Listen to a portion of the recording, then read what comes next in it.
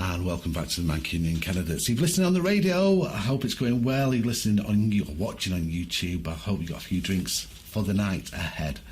Joining us in this hour will be Tom Anderson in Alaska, and also Joe in Queens. I've got loads of questions for Tom, but so have you. I've got loads, mate. I'm dying to get through them. Who will win this election? Hopefully we will give you the result before anybody else. We've done it in the past. Hopefully we'll do it again. Well, here's the interesting thing. Technically, they've already won. Who? Whoever's won has already won, because of the amount of the mail-in and the amount of the votes already cast. By now, it's already been decided. It's like a mystery box, isn't it? It certainly is. Hopefully, if we press the right buttons, our man on the desk, who's an amazing director, by the way, we should have Tom Anderson live on the show. Well, the division in America is horrendous. It's to a point where it's, I could say, civil war about to happen. There may be rioting tonight later on. Who knows? But it's wrong, isn't it? It's wrong. Well, civil wars are wrong, like the Black Lives Matter looting Portland and Minneapolis and burning police stations. That's wrong, but the Republicans aren't doing it. It's not Black Lives Matter. It's certain fringe elements that cause trouble. Black Lives Matter is founded in a reasonable principle of please don't execute us, please treat us properly, please can the police stop pulling us over for things we've not done, and all these things that we've been discussing back and forth for years now, where it looks terrible. It looks terrible to anybody when a police officer is more likely to pull his gun on a black person than a white person. See, I don't think that's accurate. And I think what's terrible is when someone is asked to stop, and not only do they not stop, but they attempt to or actually assault a law enforcement officer. They're going to be shot, especially if they're armed, or threatening the law enforcement officer as if they're armed. And if a black male, because of angst, anger, cultural differences, does that, he is typically going to get shot more because he's demographically challenging law enforcement more. I certainly don't think it's based on ethnicity, like a law enforcement agency says, hey, go after blacks specifically. Why would they do that? Other than pattern and practice, not based on their skin color genetically. It's based on their skin color by pattern and practice and their mannerisms. So they are stereotypes sometimes, and justly so. I can't go along with any of that, to be honest with you, Tom, but I listened to a certain radio station in the States the other day, and while I was listening to it, I thought, my goodness, is this what the parties have become? It's a Republican station, and it was a Christian station, and the guy sounded like, if I've listened to ISIS in Pakistan, you'd expect the same type of rhetoric which was coming out of this station. It's unbelievable. It's scary. This isn't normal, Tom. The rest of the world looks at America and thinks, this isn't normal, mate. There's something going on here which is just wrong. And unless you yourself as a person recognise this, the future for America, for me, is horrendous. There's got to be a change. Serious business going on. Oh, before anything, if you want to comment on the show, please do. Mancunian Candidates at fabradiointernational.com. It'll come through to us. I've got a few messages to read out later, but just send in your messages and I'll read them out. End of story. Absolutely. But Black Lives Matter, and Tom talked about it, and I was quite... I got it wrong. I thought they had a problem. I didn't know they were just going round. I didn't know they were like the IRA. Now we should have on the phones, on our video, I think, is that right? They're going to come through, is Rayna. Rayna, you there? Hi. Hi, how are you? I'm doing well, how are you? You're still looking cool. Thanks. Actually, the broadband and the communications is working fine. There's no delay, so, Mike. Very good. We've been talking about Black Lives Matter before with our friend Tom, and he does concentrate on a lot of negative things, such as the violent acts and the rest of it, and was describing it as terrorism, some of it a terrorist organisation, and we were sort of having words about that. What have you got to say to somebody who would come at you with that approach and actually accuse you of helping terrorism? What about promoting equality for Black people seems particularly terrorist to that person? Yeah. What about equality seems particularly threatening? That is what I would actually ask that person, because Black Lives Matter is actually an all-inclusive organization. It's not like it's just for Black people. The emphasis is on Black lives because Black lives are disproportionately killed by law enforcement officers here in the United States. But it's not a terrorist organization. It's really just asking for equality. We don't want any more rights. We just want the same.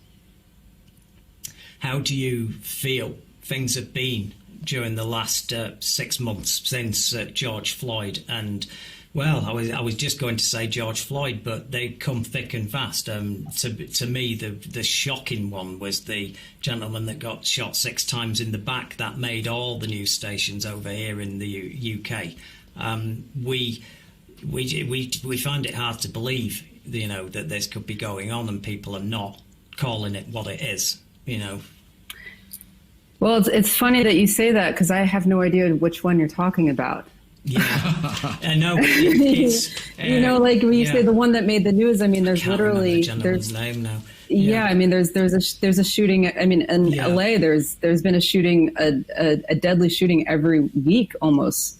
Yes. Since the George Floyd incident. And yes. I mean, and the irony of calling Black Lives Matter a terrorist organization is just completely negating the fact that that policing in America is actually a terrorist organization, because you have an entire class of people that are basically able to get away with murder legally. Do you think, sorry to interrupt you, do you think the issue driving the police is training, or do you reckon it's recruitment? I don't think it's training or recruitment. I think it's much deeper than that. There's no amount of training that can eliminate implicit bias that is cultivated through the culture that is America. This is the issue of racism is something that America as a culture has never really come to terms with. The legacy of slavery, we call it the Great Stain, but it is something that we've kind of just said, well, this is over with, and, Black people are free now, so everything should be fine. So there's really, it feels like living in America with the police the way that they are. It feels like a terrorist state, because there's no amount of training that can, I'm trying to word this properly. There's no amount of training that can erase an individual's implicit bias. So if you live in a country where all the media that you consume from birth is basically saying that Black people are a threat, brown skin is a threat, then you're going to take that with you when you join a police force. So you can't train that out. So that's why when we say abolish the police, it means that we need to completely reimagine the way that policing is done in America, because the way that it's done is clearly not working.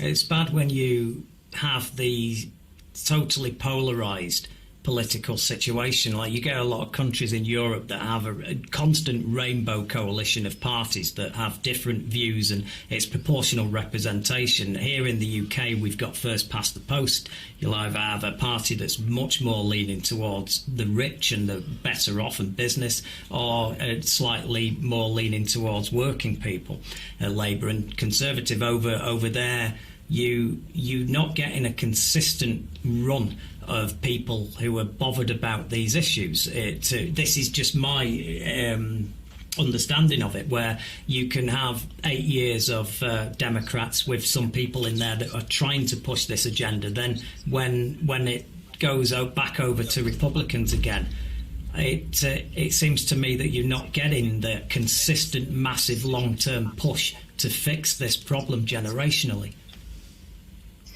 Well, that has been, I mean, that's the inherent problem with the two-party system. You know, we have two parties that really don't represent the general electorate, unfortunately.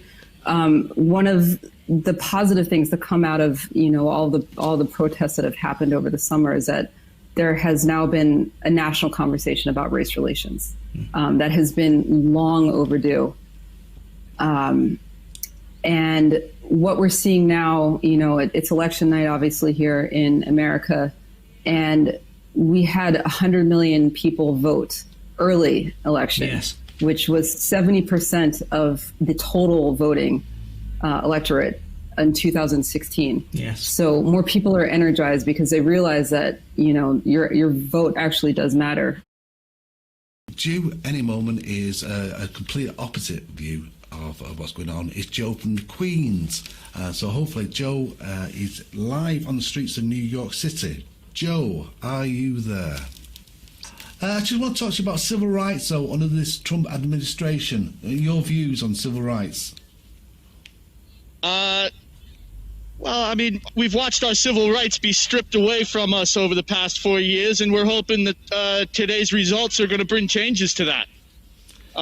There are forces working against civil rights at the moment, and you're seeing a lot of energy up here in the Bronx and Harlem and throughout New York City, with a lot of organizations working together to fight back against those forces.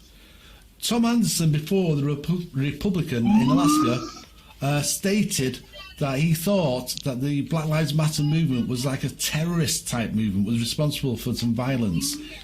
What's your view on that? I'm sorry, Tom Anderson stated that the Black Lives Matter movement was responsible for certain, I would go as far as say, terror incidents. Would you say, Mike? Yeah. I'm sorry, he said it's a terrorist organization? Yes. Similar, yeah. I would like to encourage Tom Anderson to come here to New York City and come visit us, come visit Harlem, come visit the people in the Bronx, come visit the people in Queens, sit down, have a conversation with those of us who are on the other side, and you know, maybe he might learn a thing or two, because that couldn't be further from the truth. Thank you for watching. I'm impressed. You've passed the IQ test and got this far, so let's press that button to do the last thing that helps us. It's got subscribe on it, you can't miss it, and please ring the bell for notifications of future videos.